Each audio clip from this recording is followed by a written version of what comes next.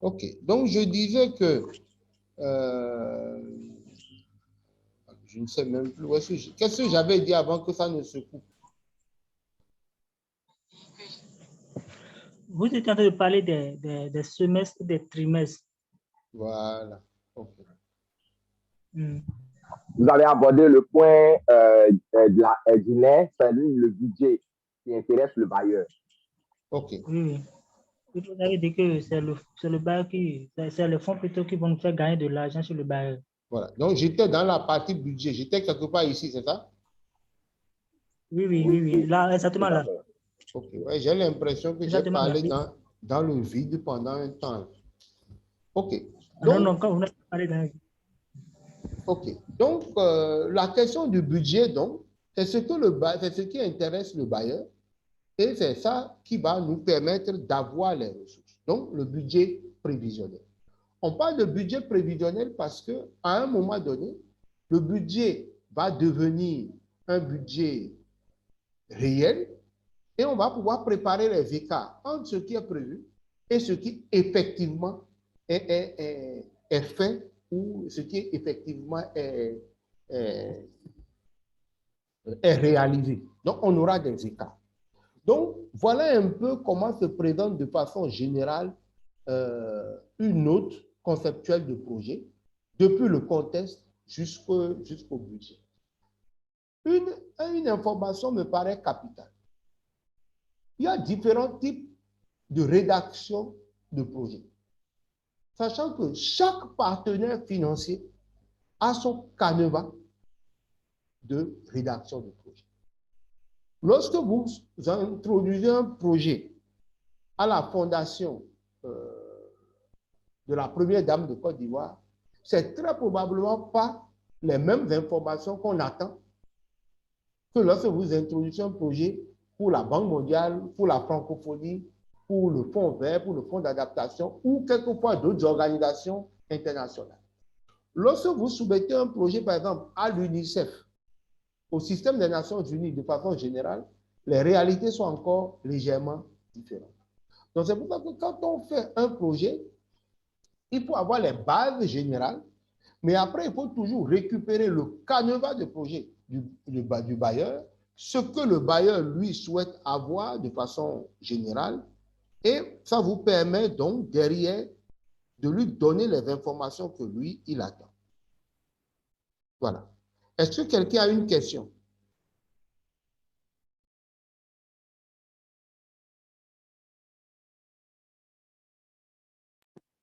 Bon, moi, ça va. Ça va? Oui, chez moi aussi, ça va. Très bien. OK. Merci beaucoup. Donc, alors, j'ai envoyé dans le groupe de la documentation complémentaire qui, normalement, complète à la perfection les échanges que nous avons eus, enfin, tout ce que j'ai dit depuis hier jusqu'à aujourd'hui. Nous avons terminé la première phase de la formation tout à l'heure, enfin, le module d'hier, en parlant essentiellement de budget. Qui dit budget, il faut aller faire de la mobilisation de ressources. Alors, chers amis, quand on parle de mobilisation de ressources, à quoi pensez-vous? Vous avez la parole. Quand on parle de mobilisation de ressources, à quoi vous pensez? La parole est à qui veut la prendre.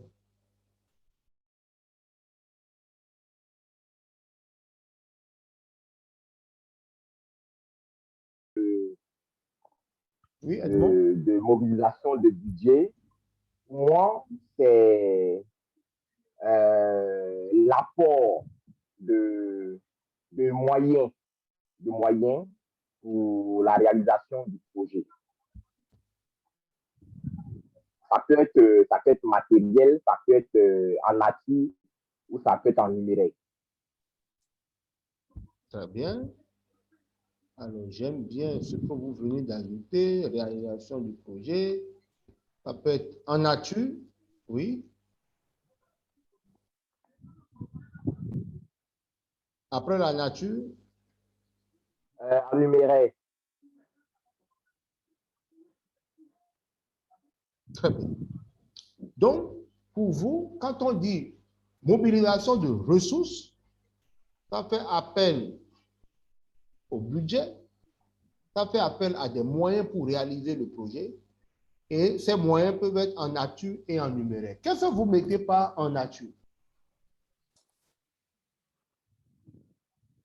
Bon, en nature, ça peut être le matériel dont on aura besoin. Ça, c'est en nature. Ça peut être aussi l'argent liquide. Et en numéraire, ça peut être maintenant la disponibilité, le temps et tout ce qui pourrait accompagner. D'accord. C'est très bien. C'est très bien. Oui, Émile?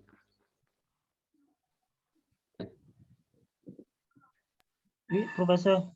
Oui, qu'est-ce que tu veux ajouter? Aujourd'hui, on n'est que trois, donc tout le monde va parler beaucoup aujourd'hui. Ok, bon, si moi, c'est ça, je n'ai pas encore rien ajouté pour le moment. Et quand on parle de ressources, à quoi tu penses? Bon, quand on parle de ressources, selon moi, c'est ça l'argent. Bon, ressources, en termes, ça a plusieurs sens. Nous pouvons avoir des ressources humaines, ressources énergétiques ou soit ressources économiques. Donc, en termes d'argent, quoi. En termes d'argent. Donc, ça dépend de quelles ressources nous désirons avoir. Les ressources financières, humaines et techniques. Voilà.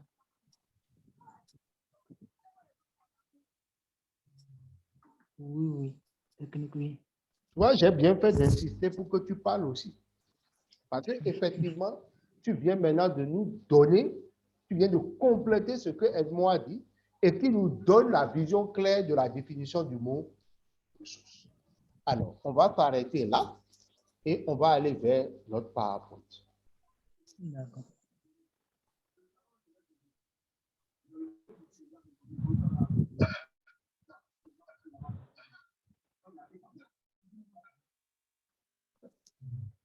Très bien.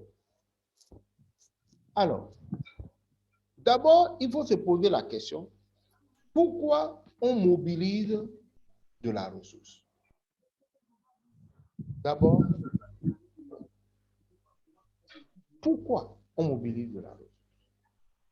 D'abord, parce qu'on a un souci de crédibilité.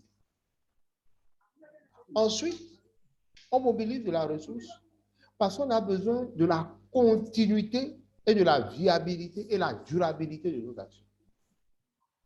Quelquefois, on mobilise de la ressource parce que le partenaire nous oblige à faire du cofinancement. On va mobiliser de la ressource parce qu'on veut éviter la politique de la main tendue. On veut éviter la politique. Donc, du coup, on mobilise de la ressource pour différentes raisons. Maintenant, où on peut mobiliser de la ressource? D'abord, il y a les cotisations. À quoi servent les cotisations? Les cotisations servent à faire des dépenses que nous appelons des dépenses de souveraineté. Quand est-ce qu'on dit qu'un État est souverain? Pour moi, oui, pour moi, on dit l'État est souverain lorsque l'État est autonome, l'État n'a pas de dette extérieure, par exemple, et l'État a une politique financière active. Je ne vais pas trop monopoliser la parole, je préfère m'arrêter là. C'est ça. Donc, l'État est souverain quand il ne va pas chercher l'argent quelque part pour payer salaire. L'État est souverain quand c'est lui qui détermine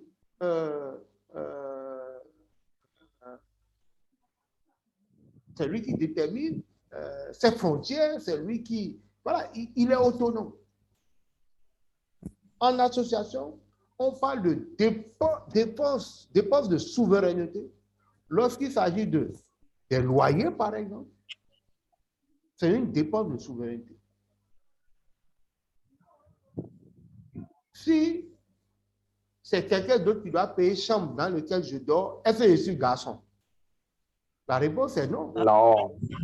Donc, le paiement du loyer, c'est pour nous, c'est notre dépense. La question de l'eau, de l'électricité, les factures, le déplacement, les salaires, c'est ce qu'on appelle des dépenses de souveraineté. Et qu'est-ce qui finance ces dépenses de souveraineté? C'est les cotisations. Il faut le répéter. C'est les cotisations. C'est ce qui nous diversifie ou nous différencie des associations en Europe. Nous, ici, c'est dans l'argent de projet là, que tu vas essayer de chercher, de faire tricky pour pouvoir sortir salaire, pour pouvoir sortir loyer, pour pouvoir sortir les dépenses. Alors que chez nos amis européens, ils ont d'abord un membership fort. On dit chaque mois, c'est 10 € par personne. Chaque mois, c'est 30 € par personne. Ou bien par an, c'est 100 €, c'est 500 €, c'est 200 €. Et là, tous les membres payent leur cotisation, payent des droits d'adhésion. Et donc, cet argent sert prioritairement d'abord à gérer les dépenses de souveraineté. En retenant qu'une ONG ou une association, c'est d'abord un ensemble de personnes qui se mettent ensemble pour mettre leurs moyens en commun pour régler un problème sociétal. Quand on comprend ça comme ça, on sait que donc, ce n'est pas les gens qui doivent amener de l'argent pour nous, mais c'est nous qui mobilisons nos ressources pour payer notre base. Ce n'est qu'après qu'effectivement, lorsqu'on ne commence pas à avoir de grandes ambitions, qu'on va aller rechercher des partenaires pour nous soutenir.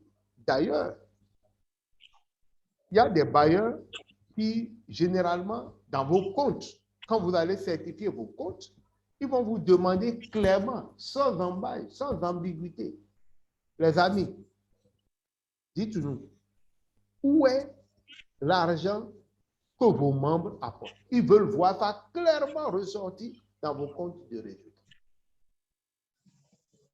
Donc, j'insiste beaucoup sur les cotisations, parce que quand vous voulez lancer une organisation sans les cotisations, c'est pénalisant.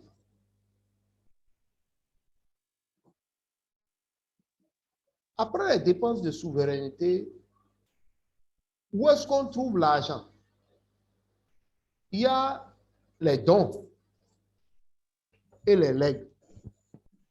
Par exemple, quelqu'un est là dans le quartier, il aime beaucoup ce que fait l'ONG La Gloire pour les enfants. Il dit, bon, quand je vais mourir, mon bâtiment du plateau, s'il vous plaît, donnez ça à l'ONG La Gloire. Donc, c'est un don, c'est un leg. Le leg, c'est à la mort. Bon, par contre, les dons, OK, vu ce que j'ai dans mon compte, j'ai décidé de donner 1 million € à l'association La Gloire pour soutenir son action. Ça, c'est les dons. Les legs, c'est quand effectivement la personne vous fait hériter de ses biens afin que l'argent vous soit remis pour continuer un combat, pour continuer une cause. En matière de mobilisation des ressources, nous avons les AGR. Ce sont les activités génératrices de revenus. Donc, les activités génératrices de revenus peuvent être organisées au sein de votre association. On organise des activités générateurs de revenus dans l'association. Ça a un avantage, c'est qu'on a généralement suffisamment de surface financière pour mener nos actions. Mais ça a un inconvénient aussi parce que les activités génératrices de revenus peuvent vous aspirer et vous dérouter de votre aspect social. Il ne faut pas oublier qu'une association est d'abord une organisation à but non lucratif. On ne fait pas de bénéfices. Or, dans une activité génératrice de revenus, on fait du bénéfice. Donc, à des moments donnés, alors, parce que la loi autorise une association à faire une activité génératrice de revenus dont le bénéfice permet d'entretenir ses dépenses de souveraineté, on peut commencer par être plus préoccupé par le bénéfice que par l'action sociale. C'est le danger des AGR. Ensuite, on peut avoir des contributions spéciales. Excusez-moi pour la confus. Les contributions spéciales, c'est par exemple les membres qui disent parfois on veut faire telle activité spécialement. Je vais ajouter quelque chose voilà, on fait une dotation spéciale pour réaliser une activité. Voilà. Donc, c'est ce qu'on appelle les contributions spéciales. Voilà un peu pourquoi on mobilise et surtout où on peut trouver ces ressources. Nous allons jouer rapidement cette vidéo qui va vous permettre de comprendre plus sur la mobilisation des ressources. Vous entendez le son? Non, non, moi je n'entends pas. Pas de son encore. Pas de son. Non.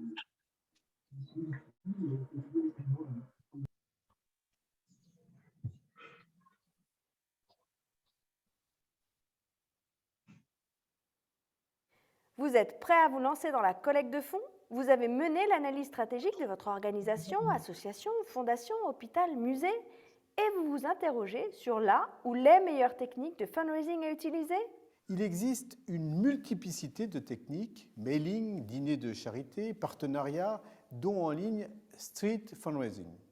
À cela s'ajoute une diversité de donateurs potentiels, grand public, entreprises, grands donateurs, fondations, testateurs.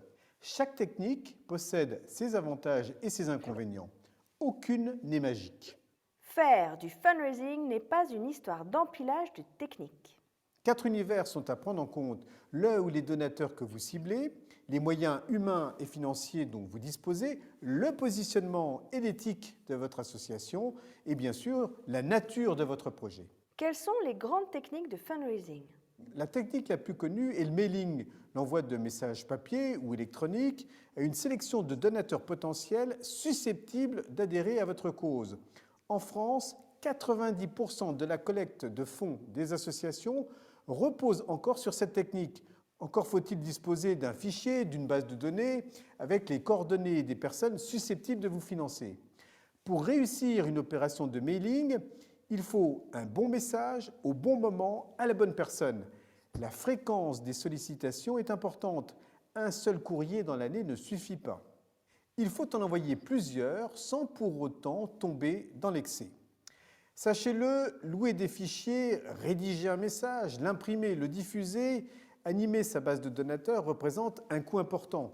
Tout cela n'a de sens que dans une stratégie à moyen et long terme et nécessite de gros investissements. L'objectif est de cibler et de recruter des donateurs qui vous seront fidèles dans la durée. Alors que faire si vous n'avez pas ces budgets? Spontanément, on pense aux dons via Internet. L'utilisation des nouvelles technologies est un bon moyen pour collecter des fonds, mais attention, la technologie ne suffit pas. Contrairement aux idées reçues, cela a un coût. Permettre d'effectuer un don rapidement, de manière sécurisée et à tout moment est un service de plus en plus partagé. Mais il doit être promu pour être connu. Il s'inscrit dans le plan de communication global de votre association. D'autres techniques sont possibles, comme le microdon, le financement participatif, le crowdfunding ou la finance solidaire. Une autre façon de toucher le grand public, ce sont les événements. Organiser un concert, une soirée de gala, un vide-grenier caritatif. Autant de façons de mobiliser vos bénévoles et vos soutiens. L'intérêt des événements est qu'ils offrent un bon prétexte de communication auprès de nouveaux publics, les jeunes par exemple, en utilisant les réseaux sociaux comme Facebook, Twitter, Flickr. Ne sous-estimez pas le temps et l'organisation nécessaires pour lancer de tels événements. Autre voie possible, la recherche de soutien auprès des entreprises, le mécénat. Le mécénat d'entreprise peut prendre plusieurs formes, un soutien financier, des dons en nature ou encore une mise à disposition de salariés. On parle alors de mécénat de compétences. Évidemment, cela dépendra de l'organisation d'entreprise. Ici, pas de recette toute faite. Étudiez les priorités des entreprises que vous sollicitez. Pensez aussi aux contreparties qui serviront les intérêts des entreprises que vous sollicitez. C'est une relation donnant-donnant qui s'inscrit dans le cadre juridique du mécénat.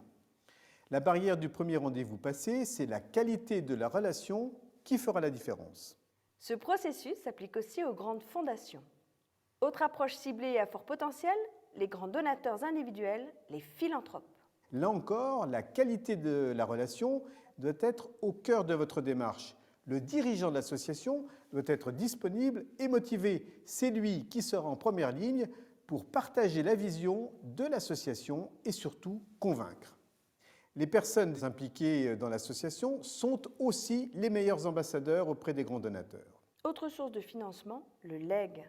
Ce don ultime exprime la confiance d'un donateur auprès d'une association qu'il a choisie. La relation qui s'instaure est extrêmement personnalisée. Elle repose sur le temps, l'attention, la proximité et la capacité à renseigner sur les aspects juridiques et fiscaux. Au final, toutes ces techniques n'ont de sens que si elles sont agencées entre elles et en harmonie avec la stratégie globale et les ressources de votre organisation. L'Association française des fundraisers a bâti des formations pour approfondir chaque technique de collecte de fonds. N'hésitez pas à la solliciter. Consultez son site internet fundraisers.fr. Très bien. Merci beaucoup. Alors, qu'est-ce que vous retenez de cette vidéo?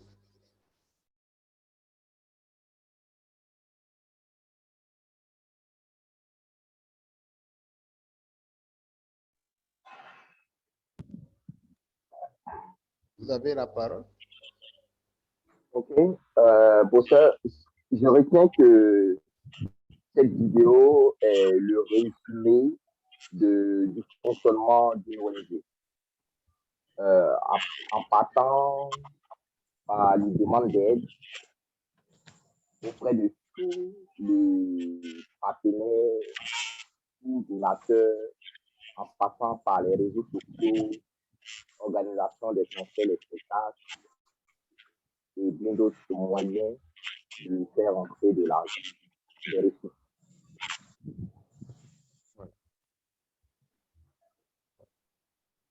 Donc, oui, Bon, Émile. moi aussi, c'est presque que j'ai moyen de financement, comment l'obtenir, les aides, les dons, et les dons plutôt. Et bon, oui, c'est un peu ça.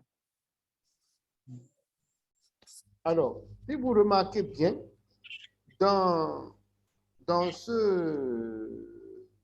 cette vidéo, ils ont parlé de certains types de méthodes de mobilisation de recherche, de ressources qu'on n'utilise presque jamais. Presque jamais. Ouais.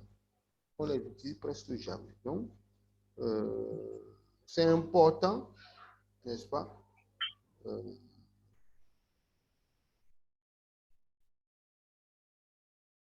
Que chaque personne soit au fait, et ça je le dis, soit informée que quand on dit mobilisation de ressources, ce n'est pas que la rédaction de projet. Il y a quoi d'autre? Nous avons vu.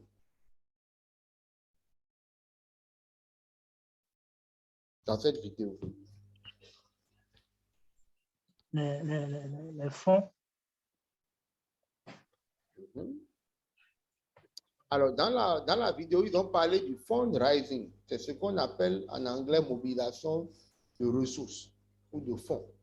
C'est ça le fundraising en anglais. Alors, quels sont les moyens qu'on peut utiliser pour faire du fundraising habituellement?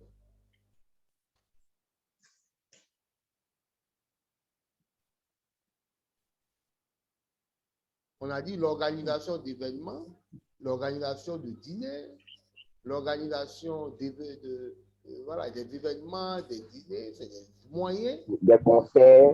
Des concerts. Ouais. Voilà. Et ça, je peux vous dire, 80%, voire 90% des organisations dans nos pays, y compris la mienne, nous n'utilisons pas ces choses-là pour mobiliser de l'argent. Ouais. Et vous avez beaucoup d'associations en Europe, vous allez voir, ils vont dire, bon, par exemple, ONG La Gloire, ils font un grand concert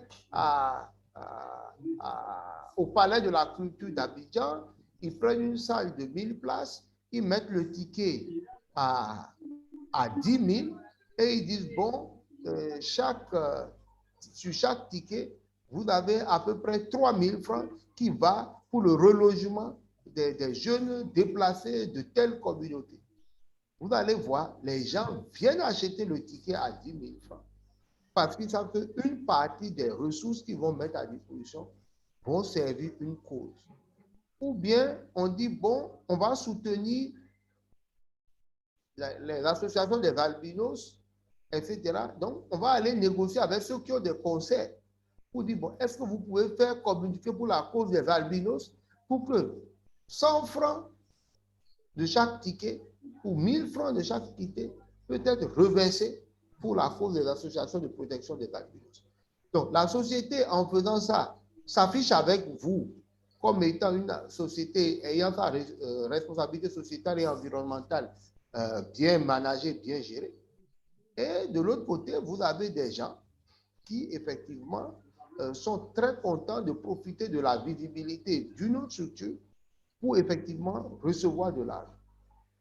Après manifestation, vous pouvez inviter un artiste de la musique qui va chanter, mais aussi vous pouvez inviter un artiste peintre, plasticien, qui pendant la cérémonie se met dans un coin de la salle, dessine un tableau, et à la fin, on lui propose la vente du tableau aux enchères.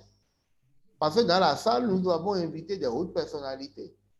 Et quand on va vendre le tableau à 100 000, à 200 000, voire plus, on a au moins géré 1 mois ou 2 mois de loyer, voire plus, pour notre association. Donc voilà un tout petit peu les techniques de mobilisation de ressources qui sont en valeur ou en vigueur dans d'autres régions, notamment dans les pays occidentaux, que nous n'utilisons pas ici. Question? Pour ça, je voudrais rendre un témoignage, s'il vous plaît. Oui, allez. Ou bien vous terminez et puis je rends le témoignage. Non, vas-y. Voilà. Dans le cadre professionnel, il y a quelques années de cela, il y a une fondation que je connais et dont les représentants, je suis proche. Ils ont organisé dans le domaine, la fondation soutient la cause de la drépanocytose et ils ont organisé un événement où l'artiste Singular a été invité et a fait un concert pour la drépanocytose. Il y a eu une journée sportive où ils ont invité des anciens footballeurs. Il y avait des stands. Tout pendant cette journée-là, il y a eu des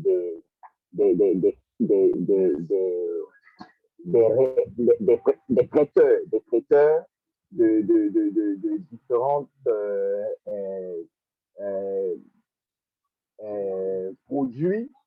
On couvrait l'événement et sur leur billet, sur leur recette, ils reversaient quelque chose à la fondation. Donc, c'était un peu ce que j'ai ajouté. Voilà, merci beaucoup. Hein. C'est un exemple palpant de ce qui peut se faire au niveau local dans les différentes associations.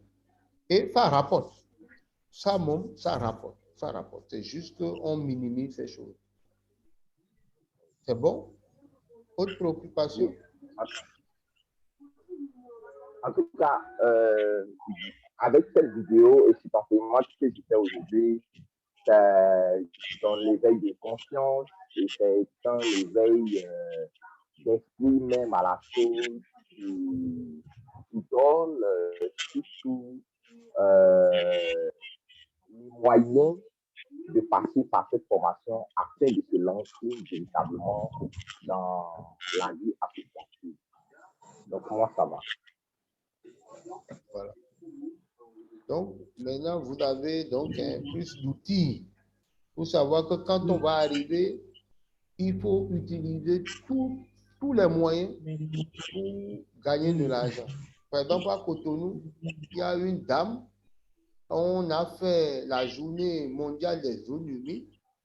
Elle est venue avec des galettes locales, dont le savoir-faire même, des galettes locales à base d'haricots. D'haricots. Watche ou comment ils appellent ça. Et elle vient, elle dit non, que c'est à 300 l'unité. 300 ou 500 l'unité.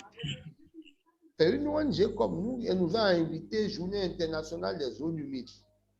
Et au niveau du repas, elle dit, bon, moi, j'ai amené des galettes et vous devez manger pour soutenir mon association. Elle nous a fait les trucs à 500, je crois. Et finalement, quand on est venu au quartier et qu'on a vérifié, vous savez à combien on vendait la même galette là? Non. C'était 200 francs. Ah. Donc, elle a fait 300 de bénéfices sur les galettes et que nous avons mangé en étant heureux. Et cette différence d'argent, ça lui fait normalement un bénéfice pour son association. Donc, c'est des choses comme ça qu'on appelle mobilisation de ressources. Alors, venons maintenant aux définitions pour parler français. C'est quoi la mobilisation des ressources? C'est le processus grâce auquel les intervenants vont acquérir les moyens nécessaires à la mise en œuvre des actions du plan opérationnel. La mobilisation de ressources va aller à deux sens. Identifier les différentes catégories de ressources à mobiliser, c'est-à-dire savoir quoi mobiliser, et ensuite savoir comment mobiliser ces ressources. C'est les deux points principaux. Ensuite, cibler les fournisseurs de ressources et comprendre leur mode de fonctionnement. Lorsqu'on identifie les différents besoins, il faut savoir qu'est-ce qu'on est capable de mobiliser et qu'est-ce que le cerveau ne gagnerait même pas à... On ne gagnerait même pas à y aller parce qu'il faut chercher ce qu'on veut mobiliser. Ensuite, il faut cibler les fournisseurs de ressources, les partenaires, les bailleurs. Est-ce qu'un partenaire X finance l'enfance? Est-ce que le partenaire Y finance l'agriculture?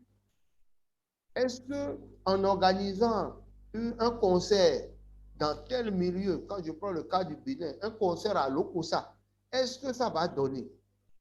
Est-ce qu'il ne faudrait pas plutôt venir faire un concert à Hoyogbe, ou à Bopa, ou à Cotonou, ou à Révier, etc. Où on dit non, c'est comme nos amis de Anoumabo en Abidjan.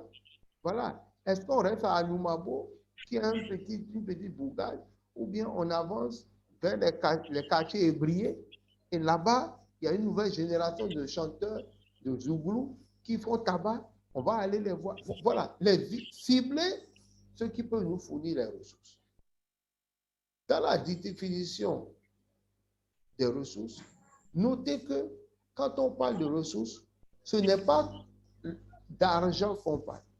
On parle de moyens nécessaires à la mise en œuvre. Donc, l'argent fait compris des ressources à aller trouver et aller chercher.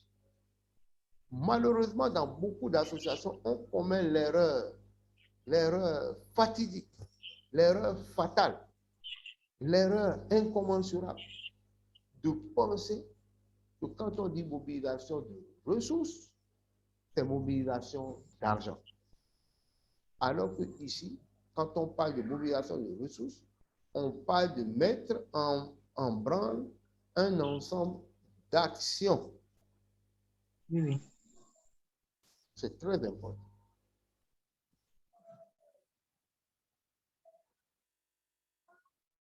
Alors, on a différents types de ressources, comme je l'avais dit. Dans le tableau qui est là,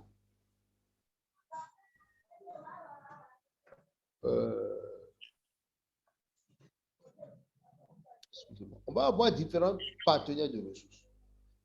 Par exemple, pour les ressources financières, pour les ressources humaines et pour les biens et services, on peut avoir différentes sources. On peut avoir différentes sources. Et ça se trouve dans le tableau. On part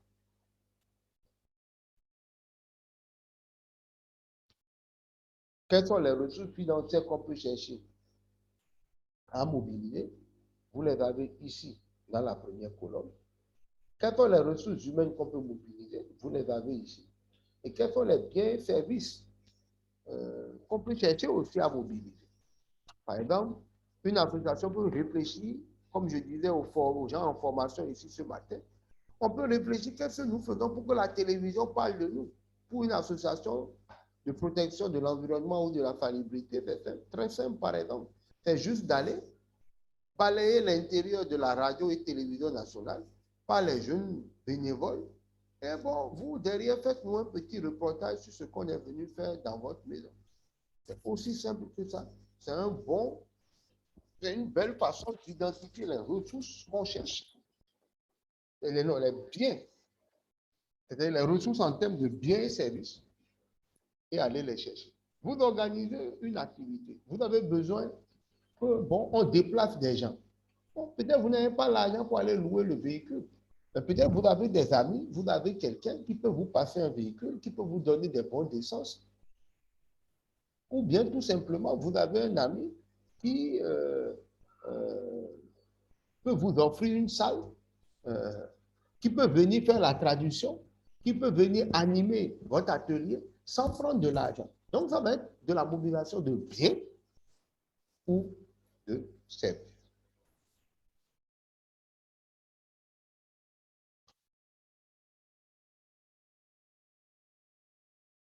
Quand on parle de mobilisation de ressources, il faut dire que c'est un aspect non négligeable dans l'exécution d'un programme ou d'un projet. Parce que il y a la programmation des activités qui doivent être donc en interaction avec la mobilisation des ressources. Et en fonction dont les ressources tournent, les ressources permettent de faire tourner le programme. Mais ces ressources aussi permettent de faire tourner l'exécution. Comme vous allez voir, il n'y a pas de lien direct entre l'exécution et la programmation. Donc,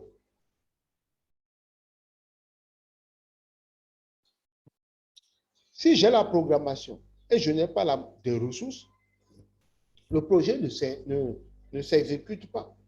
L'impact ne sera pas visible. Donc, c'est pour ça en matière de projet, la direction des programmes ou ceux qui coordonnent les projets doivent s'entendre forcément avec ceux qui gèrent les ressources. Et ceux qui gèrent les ressources doivent impérativement s'intéresser à la façon dont les projets sont montés, la façon dont les ressources seront mobilisées ou comment celui qui régit le projet prévoit mobiliser les ressources de façon générale et les ressources financières en particulier qui vont concourir à l'exécution du projet. Est-ce que autour de ce graphique et du précédent, c'est bon pour vous? Oui, moi, c'est bon pour moi. c'est bon pour moi aussi. Le cycle de mobilisation, lorsqu'on veut mobiliser de la ressource, tout part d'abord de la planification. Nous voulons aller à Paris. C'est bien. Quelle est la stratégie qu'on met en place? Ah, je vais prendre les bateaux, je vais prendre le train, je vais prendre ci, je vais prendre ça. En fonction de la stratégie retenue, on va commencer à mener des actions. On va aller à l'ambassade, on va chercher à savoir comment on prend le visa, quels sont les vaccins qu'il faut faire, quelles sont les pièces à fournir. Après, on va mettre de la réflexion. Ah, est-ce que je pars pour 2 semaines, etc. et tout, on se pose des questions. Donc, On a été coupé, on n'a pas entendu le début de la phrase. Moi, personnellement. OK. Je disais, vous avez entendu mon explication de la planification, de l'action et de la réflexion. Oui, l'exemple donné à la démarche de l'obtention d'un visa, par exemple, comme illustration. Okay. Voilà. Donc, je disais, vous décidez d'aller en voyage, d'aller en France. Dans la partie de planification, vous allez vous poser la question de savoir comment je me planifie. Où est-ce que je trouve les ressources? Ah, après, il faut aller chercher les visas. Après le visa, il faut. Donc, c'est très intéressant de voir que la mobilisation des ressources part d'une planification, prévoit des actions, prévoit une réflexion. Et dans la phase de réflexion, on va décortiquer le programme ou le projet. Voir quels sont les avantages que notre organisation a. Qu'est-ce que nous avons déjà? Et ensuite, quels sont les besoins en ressources pour l'exécution du projet? Donc, c'est la planification du travail de mobilisation de ressources. Dans la phase de planification, il faut tout d'abord évaluer, effectuer une analyse de l'environnement des ressources externes, afin de découvrir quelles sont les opportunités en termes de mobilisation de ressources et comment approcher au mieux les partenaires potentiels et fournisseurs de ressources. Dans cette phase de planification-là, c'est la phase de recherche. On a l'idée du projet, on sait à peu près ce qu'on veut faire, on essaie de voir quel est le bailleur qui peut nous répondre ou qui a les mêmes politiques que l'idée que nous voulons régler. Dans la phase de mise en œuvre, on a 5 étapes, on a 4 étapes. D'une part, avec un processus de 5 étapes. Un processus de 5 étapes. Ces étapes ne se succèdent pas toujours l'un après l'autre, mais généralement interagissent pour clairement nous permettre d'obtenir le résultat. On parle de la phase d'identification. Après la phase d'identification, on interagit avec l'engagement des partenaires. Quand les partenaires s'engagent, on va rentrer en négociation avec eux. Toi, tu donnes ci, toi, tu ne payes pas loyer, toi, tu ne payes pas salaire, toi, tu ne veux pas, je déclare. Et puis, on entre en négociation. Ah, au lieu de 10 000 euros, donne-moi 20 000 euros. Ouh, non, non, non, je ne peux pas. Tout ce que je peux faire pour toi, c'est 15 000 euros, etc., etc. Donc, on fait des va-et-vient avec le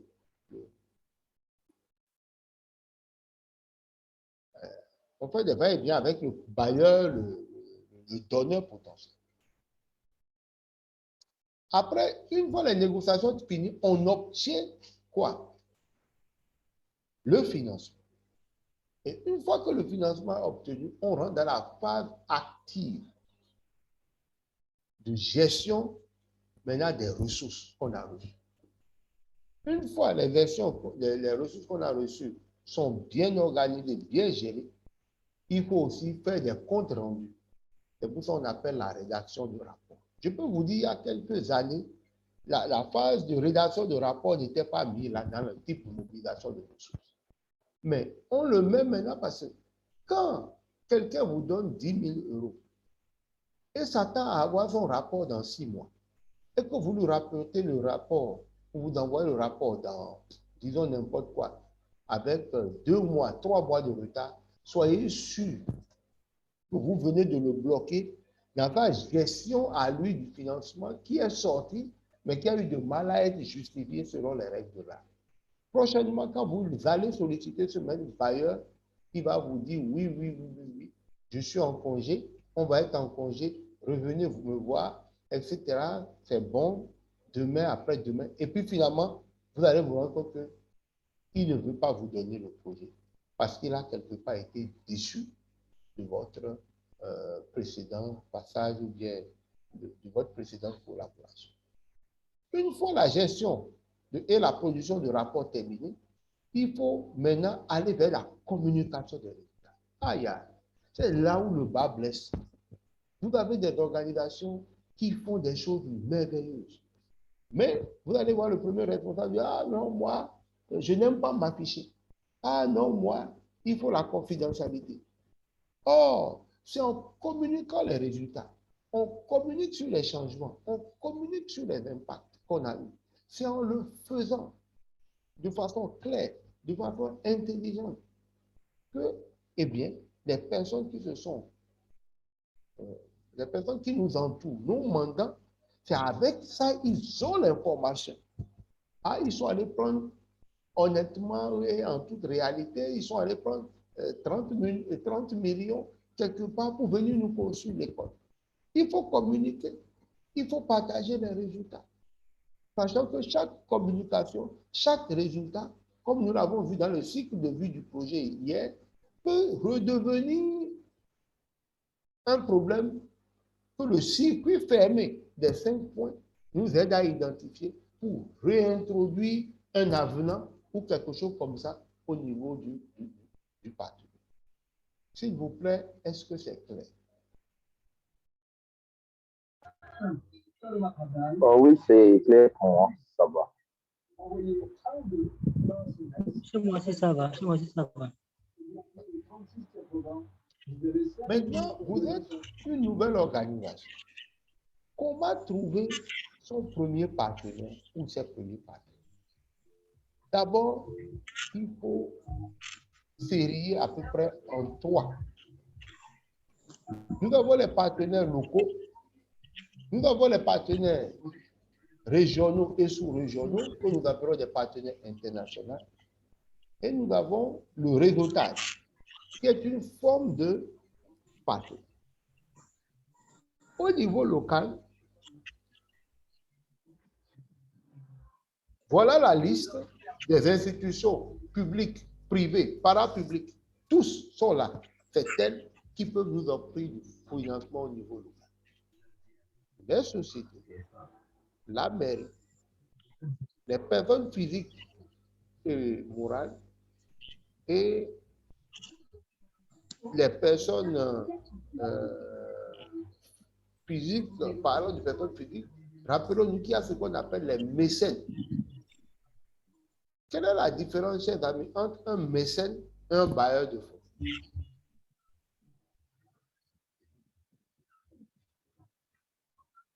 Vous avez la parole. Moi, je ne sais pas. Bon, moi, selon moi, une personne physique, c'est celui-là qui est là. Est-ce qu'un mécène, Un mécène. Une personne physique, c'est ça que veut dire comme mécène, mon professeur. Oui. Bon, une personne physique, selon moi, c'est celui-là, lui, il est là. Bon, soit il travaille pour l'association, soit il est un coordonnateur pour l'association. Mais les bailleurs de fonds, ce sont les gens qui nous aident en matière d'argent.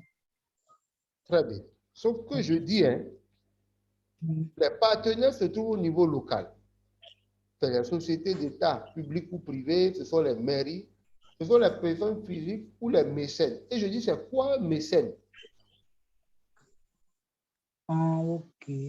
Bon. Sincèrement, moi, je ne sais pas. Très bien. Sincèrement. Un mécène, c'est quelqu'un qui n'est pas membre de l'association, mais qui adore ou qui respecte les actions que vous menez. À partir de cet instant, un mécène, c'est quelqu'un qui va mettre à votre disposition des ressources financières pour une cause. Il a un mécène. Il finance, il donne et il se bat pour que, comme lui, vous aussi, la cause puisse avancer. C'est un mécène. Parmi les mécènes qu'on a, on a la fondation Bill et Melissa Gates. Bien qu'ils ont divorcé, la fortune du couple a fait beaucoup de choses en Afrique et environ. Donc, c'est des mécènes. D'accord? Ils ne sont pas gênés de donner un peu de leur fortune pour pouvoir rendre les autres heureux. Ensuite, nous avons les structures de l'État, Fonds national de ceci, Fonds d'accompagnement des jeunes de cela. Bref, il y a beaucoup de possibilités et c'est à chacun de voir où est-ce qu'il peut tirer son épingle du jeu. À l'international, on a des organismes tels que la francophonie, tels que la CEDEAO, bref, plein de structures, des organismes, tant privés, publics ou parapublics, mais qui sont positionnés à l'international, qui aident à mobiliser les ressources.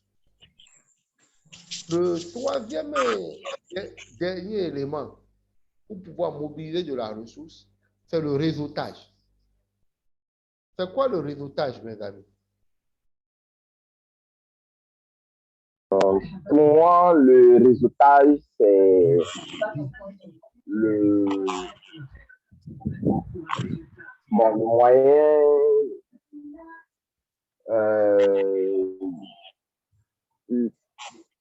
le réseautage, c'est un moyen collectif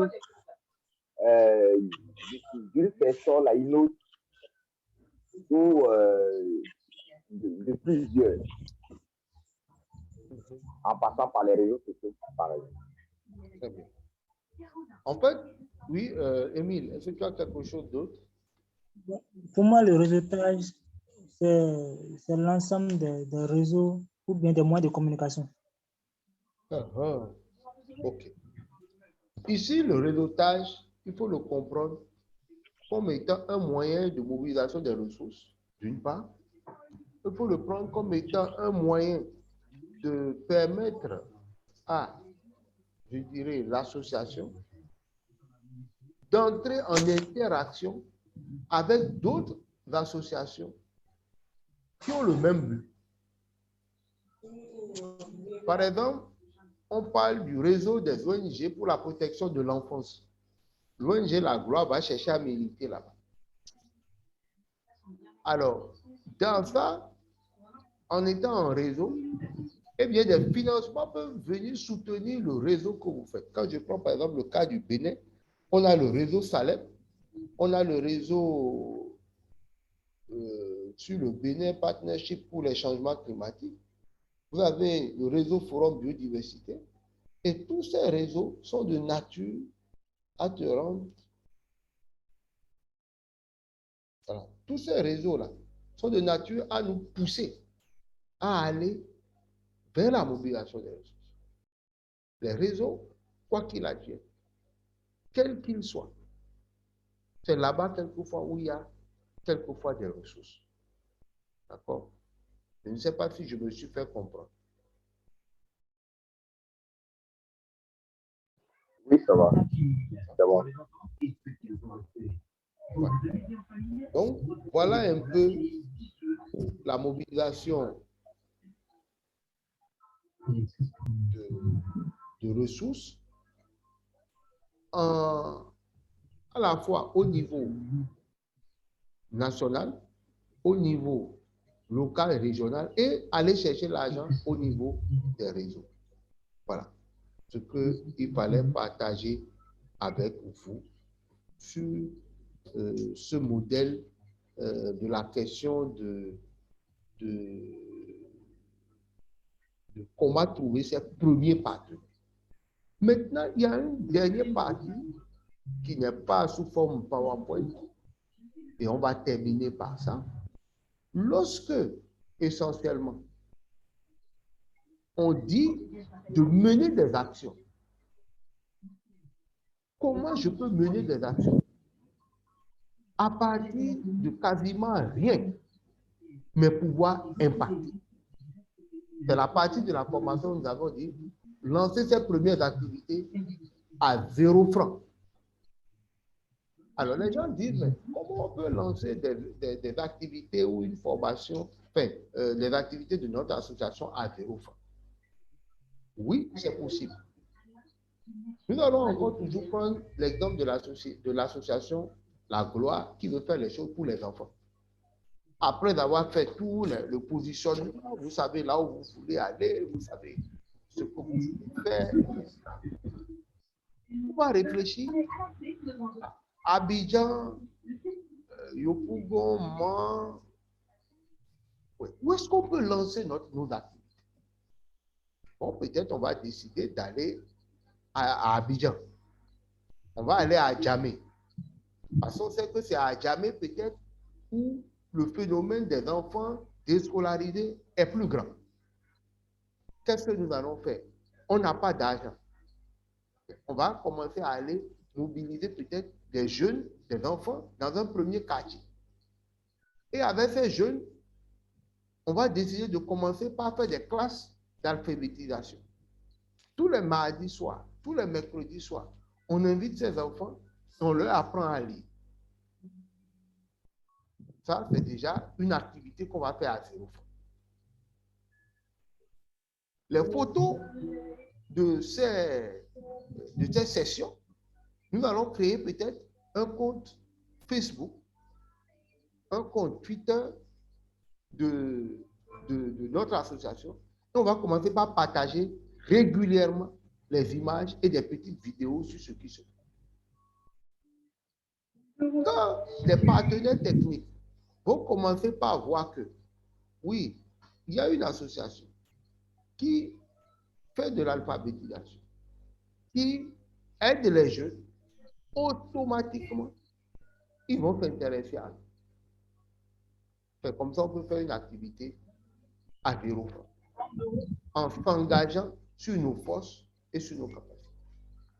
Vous êtes une association qui travaille dans la protection de l'environnement ou vous travaillez dans la protection, enfin, pour les déchets, la gestion des déchets, la propreté urbaine, etc.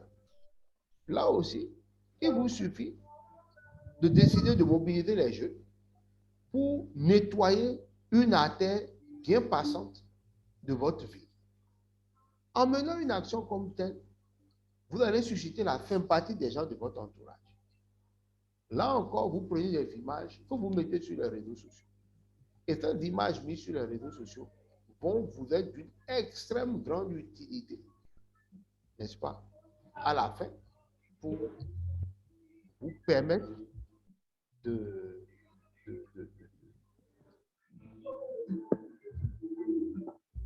mobiliser la sympathie des futurs bailleurs pour montrer que vous avez une expérience déjà de faire des choses sur le terrain.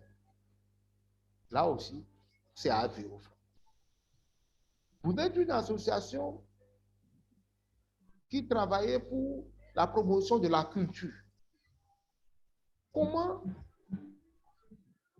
travailler à 0 francs?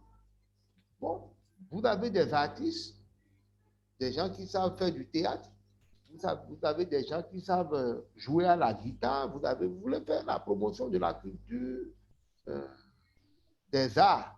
Bon, vous voyez, est-ce qu'il y a dans la mairie, est-ce qu'il y a une salle qui peut servir de salle de spectacle? Est-ce qu'il y a un palais des jeunes? Est-ce qu'il y a un palais de la culture dans le milieu? Ok, oui, il y a ce genre de choses. Ah, on essaie d'avoir les autorisations sans que cela ne nécessite qu'on paye de l'argent. On va drainer les gens vers là. On va demander aux gens de venir jouer. On va demander aux gens de venir voir ce que nous savons faire. Et petit à petit, on va essayer de mobiliser des ressources autour de nos actions, autour de nos actions. Voilà brièvement présenté comment on peut monter des idées. Pardon? Voilà comment on peut monter. Non, désolé, professeur. Désolé, c'est une erreur. Okay. Désolé.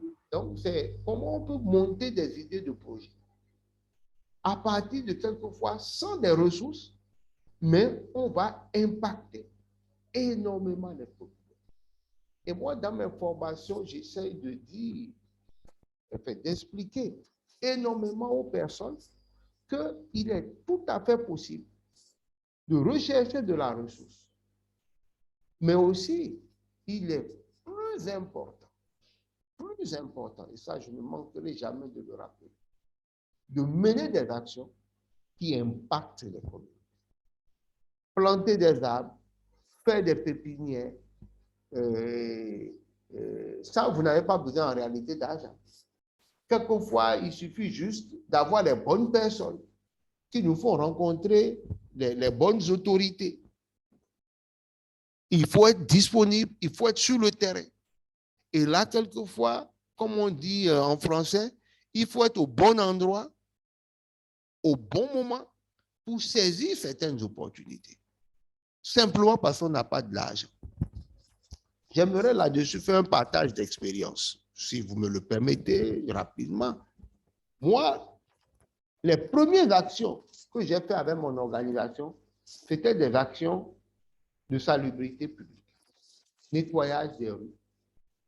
Et mon patron, ses premières activités, c'est ce qu'on a appelé Lomé sans voiture. Et pendant une matinée, avec des jeunes, ils ont bloqué l'entrée du centre-ville en demandant gentiment aux gens qui le souhaitent de garer leur véhicule à l'entrée du centre-ville et de marcher pour aller faire leurs courses et de revenir chercher leur voiture. C'est la seule fois où une association, ayant pris quelques petites autorisations, a réussi à bloquer l'accès des véhicules dans une zone donnée pour sensibiliser les gens à l'usage des pieds, en tout cas de faire économie de la pollution qu'on peut faire en utilisant tous notre voiture. Ça a été 0 franc. Un autre partage d'expérience. Première activité d'une organisation d'écologie, ça a été simplement d'aller à la télévision nationale, de balayer et de venir avec une cinquantaine de plants d'arbres et de les planter. Naturellement, la télévision nationale s'est sentie poussée d'envoyer un journaliste et une caméra pour les filmer et leur demander pourquoi ils sont venus nettoyer à l'intérieur de la télévision. Ils sont passés au journal. C'est la visibilité. Ce que quelqu'un doit payer peut-être 300 000, 400 000 pour passer. Vous allez passer gratuitement. Mais les plans, c'est peut-être la direction des forêts qui vous les ont donnés. Vous tous, vous êtes motorisés, quelqu'un a une voiture, vous avez tout mis avec votre moto ou votre voiture pour déplacer ça là. Chacun des bénévoles qui sont venus pour faire le travail, chacun s'est déplacé à ses frais. On a fait une activité qui a fait parler de nous sur le terrain médiatique. Est-ce que ce n'est pas quelque part une activité impactante et qui a eu de la résonance et qui nous permet donc demain de mobiliser de la ressource? La réponse est effectivement oui, n'est-ce pas? Donc, j'aimerais ici vous dire que c'est à chacun de voir quelles sont les activités, sans se mettre des limites psychologiques. Parce que c'est aussi ça le problème des associations, mais de l'être humain, généralement. Ah, je ne peux pas faire ça parce que je n'ai pas de carte de visite. Ah, je ne peux pas aller voir tel partenaire parce que je n'ai pas de voiture. Ah, je ne peux pas aller faire ci parce que je n'ai pas de bureau. Je ne peux pas rédiger un projet parce que je n'ai pas d'ordinateur. En fait, on se focalise sur ce qu'on n'a pas et qu'on croit être effectivement ce qu'il faut avoir pour faire. Alors qu'en réalité, il suffit de s'organiser, il suffit de déplacer les montagnes, il suffit de faire le bilan de ce qu'on a et de ce qu'on peut déjà faire en fonction de notre parcours, de notre expérience, de nos ressources que nous avons, pour se rendre compte qu'on peut faire aussi beaucoup de choses sans forcément avoir les premières ressources. C'est en commençant à impacter les communautés à partir d'actions à 0 francs. On se met donc sur le terrain de l'action et une fois sur le terrain de l'action, on va rencontrer probablement les partenaires financiers qui seront prêts à nous soutenir. Voilà ce que j'aimerais partager avec vous sur ce dernier volet de la question de la mobilisation des projets à la mobilisation des ressources, en rappelant que quand on parle de ressources, ce n'est pas que de l'argent. Au contraire, l'argent est le dernier élément à aller chercher. En parlant de mobilisation de ressources, il faut réfléchir ressources humaines, il faut réfléchir ressources techniques avant de parler de ressources financières.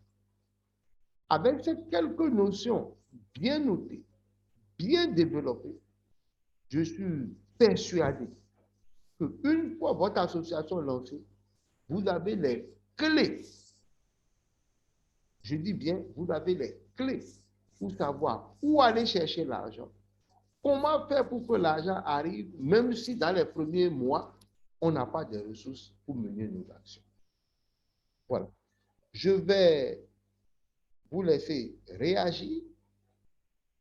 Et une fois, en fonction de vos réactions, peut-être je vais apporter encore quelques clarifications.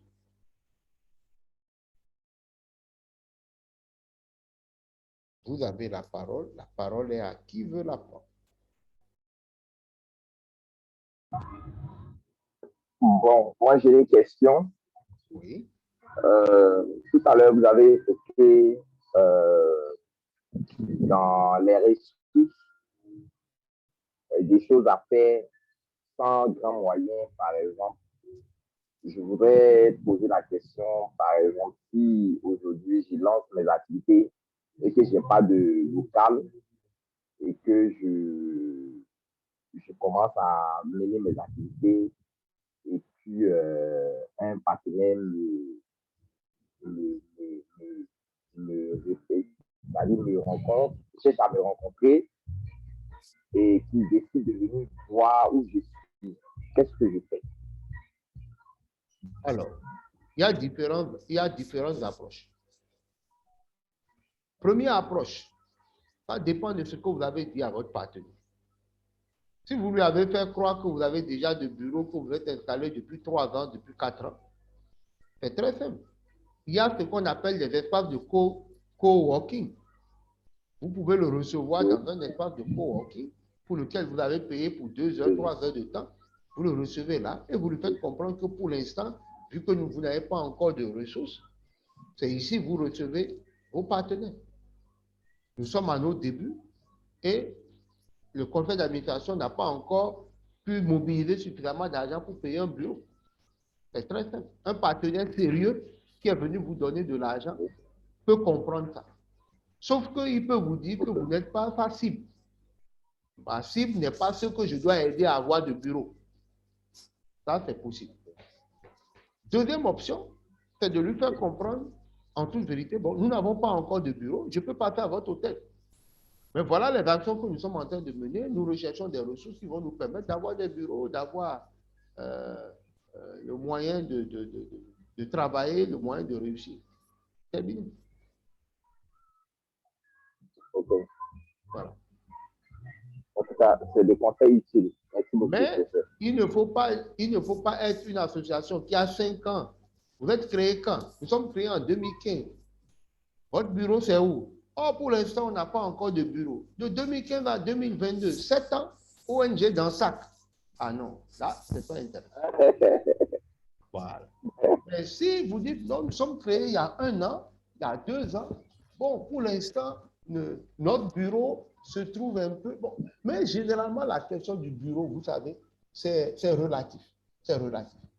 Moi, j'ai eu des amis qui ont créé leur association en allant loger dans une autre association. Donc, là-bas, Okay. il a juste un bureau et une table, quoi. Donc, quand les gens viennent, il est dedans. Au portail, vous allez voir aussi sa plaque. Donc, c'est peut-être ONG Mali, ou bien, je ne sais pas, ONG Bien-être pour tous, Abidjan. À côté de la plaque ONG Bien-être pour tous, tu vas voir aussi une autre plaque, ONG La Gloire. Soutien à l'enfance défavorisée. Bon, ah, c'est deux ONG ensemble. Oui, oui, bon, comme nous n'avons pas encore le grand moyen, nous sommes ici d'abord, nous travaillons ici, nous profitons des installations d'une ONG voilà, plus UP qui a les trucs. Voilà, c'est tout. En tout cas, en matière d'ONG, quand même, les choses sont un peu plus ouvertes que lorsque vous êtes avec une entreprise où le fait de ne pas avoir un bureau est tout de suite, là, c'est quand même assez mal vu. Non, là, on peut bien entendu, hein, on peut être un peu en déphasage, mais on comprend en matière d'associatif que vous êtes au début. Moi, quand j'étais à mes débuts avec JPE, quand je disais, bon, pour le bureau, c'est pas encore ça, ah, oui, nous comprenons, les débuts, c'est toujours comme ça, on va prier. Et quelquefois, des gens qui, de bonne volonté, cherchent à vous accompagner rapidement pour que vous puissiez avoir un projet qui va vous permettre d'avoir un bon bureau. Donc, voilà, un tout petit. Ok. Autre préoccupation? Vous vous mettez dans la situation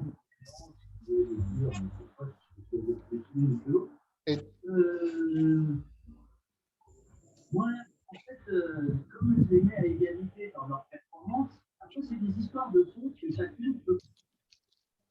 Non, bon, oui, moi, j'ai pas de... Émile? Non, j'ai pas de... pas de préoccupation maintenant. Ok.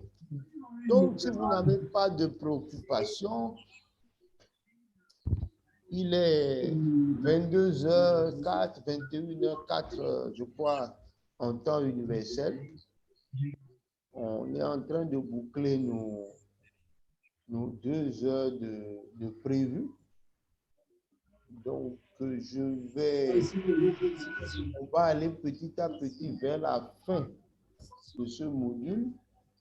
Le lundi, on va faire un focus sur le réseautage en montrant que le réseautage est un précieux outil de mobilisation de ressources financières. Comment s'appuyer sur le réseautage et mobiliser de l'argent? Nous allons faire les deux derniers modules, c'est-à-dire le 7 et le 8. Nous allons le terminer. Oui, c'est ça. D'accord. Pour qui tu as appuyé? Voilà, on vous le dit. S'il n'y a pas de questions, les deux ont appuyé. mettre fin donc à la session. En espérant que ce qui s'est passé là, Lucie et Jean-Louis se portent bien et qui seront avec nous. Allô? Nous connaîtrons dans un instant. Une question. Oui, allô? Ah, merci beaucoup. Allô, j'ai une petite question. S'il vous plaît, si dans l'association, par exemple, je prends l'association, l'aide humanitaire et que les partenaires nous octroient de l'aide. Oui. Mais après avoir fait après avoir fait les campagnes de sensibilisation, tout ça là, et qu'on dépasse dedans, mais est-ce qu'il peut y arriver où dans une association, nous soyons endettés? J'ai dépensé mal les ressources à notre disposition. Bon, pour pouvoir être endetté, Je crois qu'on avait fait le plan budgétaire hier. On avait parlé de ça. voilà. Si vous avez fait un bon budget, on ne peut pas être endetté normalement dans une ONG. Oui. Normalement, non. Parce qu'on a dit que c'était important d'étudier le budget et même revenir si on a encore des doutes avant de lancer la campagne. Voilà. Ok, d'accord. Ça se fait sur un délai bien précis. Hein. Voilà. Je sais que je prends du lundi au vendredi, c'est que je dois vite faire et pouvoir gagner profit dedans, au lieu de nous prolonger pendant 2 semaines. Ah non, attention. Si dans ton projet, tu as dit que je dois être sur le terrain pendant 15 jours, oui. Ça veut dire que tu dois t'arranger pour être sur le terrain pendant 15 jours. Ça, c'est ça la règle. Maintenant, dans la pratique, parce que nous sommes aussi en train de rechercher des ressources, il faut qu'il y ait peut-être un peu de reliquat pour payer le bureau, tout ça. Donc, qu'est-ce qu'on va faire? Au lieu d'aller faire 10 jours, 15 jours à l'hôtel, vous allez vous arranger peut-être pour faire seulement 5 jours ou 6 jours et faire le travail. Mais essayez de justifier qu'effectivement, vous allez faire 10 jours, 15 jours. Mais là encore, on est sur de la mauvaise gouvernance. Voilà. Voilà, on est sur de la mauvaise gouvernance. Ça veut dire qu'il faudra aller négocier, trouver les factures, des trucs comme ça, mais ce n'est pas ça ce qui est bien, normalement. On doit être plutôt sur la dépense des trucs. Maintenant, si ton budget prévoit 15 jours et toi, tu vas aller faire 30 jours, mais là, tu es endetté. Mais ce n'est pas possible, en fait. C'est clair. C'est au-dessus des moyens maintenant qu'on fonctionne. Oui. Voilà. Donc, tu ne peux dépenser. Tu ne peux que dépenser ce qui est prévu pour dépenser. Tu vas te battre même pour dépenser moins que ce qui est prévu et essayer peut-être de justifier que tu as dépensé ce qui était prévu afin de garder un peu d'argent, pas pour ta poche, mais pour l'association. Par exemple, on dit qu'il faut acheter un ordinateur à 800 000. Le bailleur a sorti les 800 000. Normalement, tu dois faire un appel d'offres, tu dois tout faire. Et si l'ordinateur a coûté 600 000, on déclare qu'on a acheté l'ordinateur à 600 000. 600 000 moins 800 000, on a fait un bénéfice de combien? 200 000. De 200 000. Donc, dans les bonnes règles de gestion, il y a des règles qui permettent de dire les écarts là. Voilà comment on peut les utiliser. Donc, il y a des partenaires qui sont gentils. C'est-à-dire qu'en cas d'écart, ils vous disent que ça peut être utilisé pour faire des investissements pour soutenir votre association. Mais il y a des partenaires, quand il y a des écarts, ils vous disent de leur rapatrier les sous.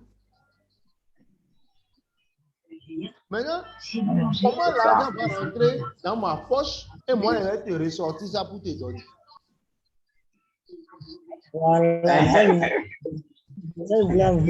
Voilà, donc c'est là où tu vas voir la chose maintenant devient un peu malhonnête, pour ne pas dire malhonnête, mais c'est comme ça se passe sur le terrain. C'est-à-dire, tu vas commencer par chercher, on a dit 800 000, je vais aller chercher peut-être, j'achète l'ordinateur à 500 000 ou à 600 000 et je fais tout, je dis au gars, bon, écoute, mets-moi une facture de 800 000. De 800 000. Mais la réalité, c'est que si tu as des normes fiduciaires correctes, cette procédure n'est pas possible. Ça s'appelle du vol. Voilà. Et moi, dans ma formation, je ne suis pas là pour vous enseigner le vol.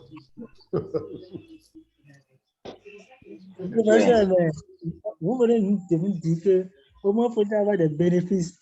Hey, non, professeur, ce que vous dites, c'est tellement juste, mais moi, ce que je pourrais ajouter, si on a besoin d'argent, qu'un bailleur nous donne un montant et qu'on dépense, qu'on fait des bénéfices sur le montant obtenu, il faut trouver un projet pour convaincre le bailleur afin qu'il ne doute pas de la bonne foi ou de tout ce que tu auras en arrière-plan que tu n'oses pas lui expliquer. Moi, voilà comment je peux m'expliquer sur ce point. En tout cas, tout dépend du contrat. Il y a des contrats là. Ils te disent, si je t'envoie 1 million et que tu as dépensé 930 000, s'il te plaît, les 70 000 là, à la fin du projet, tu me renvoies ça. C'est clair, c'est mis dans les papiers, il n'y a même pas à discuter trop longtemps avec eux. Ah, ok. Maintenant, moi, par exemple, j'ai un bailleur UCN. À la fin, je me rappelle, une fois, on a été à une réunion de présentation et le blanc dit que lui, il est tellement frappé en Afrique. On dit budget 2 millions, réalisation 2 millions. Il dit, lui, il n'a jamais vu ça dans sa vie. Il est, c'est clair. C'est pas possible. C'est impossible. C'est impossible. Tu vas dépenser 2 millions, 200 000, 2 millions 150 000, 2 millions quelque chose, ou tu vas dépenser moins. Oui. Donc, vous aussi, vos rapports financiers, là, il ne faut pas que ce soit juste, parce que la réalité, ce n'est pas comme ça. Évidemment. Mais on lui a dit, mais écoute, toi aussi, nous avons des loyers à payer, nous avons des choses à payer. Toi, tu veux qu'on te mette quoi? Dans cette formation, c'est là où il nous explique que non, vous devez mettre des procédures en place pour nous dire, nous avons un écart de 150 000 positifs. Et en cas d'écart, cet argent va servir à ça ou à ça. Et c'est à eux, en tant que partenaire, de vous dire oui, nous sommes d'accord que le reliquat là, peut aller à telle chose. Maintenant, ce qui se passe, quand c'est des bailleurs qui veulent tirer, beaucoup d'ONG, qu'est-ce qu'ils font? Ils vont lui dire qu'ils ont dépensé 2 300 000 et que l'ONG doit les rembourser. Et donc, les ONG aussi maintenant, internationales ou les partenaires financiers sont très frileuses.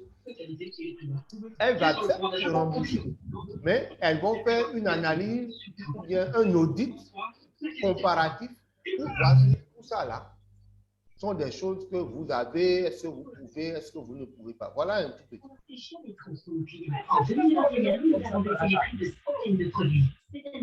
C'est bon? Oui, c'est bon. Okay. Ah, puisqu'on dit que la théorie est différente de la pratique, c'est ce qui m'a poussé à... Moi, je vous ai fait les deux. Je vous ai montré la théorie et je vous ai expliqué ce qui se fait dans la pratique en vous expliquant que ce qui peut se faire dans la pratique n'est pas toujours honnête. Voilà. C'est vrai, mais essaye de nous dire des points, les points sombres de la pratique. On dit que la réalité est une chose. Mais c'est ça. La pratique, c'est ça. Les gens vont aller chercher les factures. Les gens même vont créer les cachets de vendeurs de crédit. Eux-mêmes vont avoir leur facturier de faiseurs de nourriture. Moi, je me rappelle, moi, j'ai eu un collaborateur même qui m'a fait ça. Il connaissait le budget. Il va sur le terrain. Il dit, bon, directeur, moi, au lieu de 2500 pour le repas, j'ai réussi à négocier à 2000. Toi, directeur, tu es content. Sauf qu'à la réalité, et c'est ce qui nous a énervé à l'époque, il va prendre une bonne dame au bord de la voie qui fait du riz. Il vient l'amener au lieu de l'atelier et lui demande de servir du riz à tout le monde. 300, 400, 300, 400. Lui-même avait son cachet pour faire la facture du service traiteur. Et c'est terminé. Il facture 2000. Toi, tu es très content que, bon, on a fait des économies de 500 francs. Alors qu'en réalité, sur le terrain, on a fait des économies de presque 1500. Que l'animateur de terrain, lui, se met dans la poche et permet à l'association seulement d'avoir 500. Voilà, donc c'est des choses qui... Voilà, ça c'est les choses que... C'est ce qui se passe sur le terrain. Mais c'est dans le domaine du malhonnête. Quand vous le faites avec un partenaire, le jour où il découvre ça, il vous grille, il vous assigne en justice pour payer ça. Donc le mieux, c'est d'avoir des politiques au niveau interne qui dit, voilà comment nous gérons les reliquats. Est-ce que vous qui êtes partenaire, vous êtes d'accord? Et là, vous jouez en toute transparence.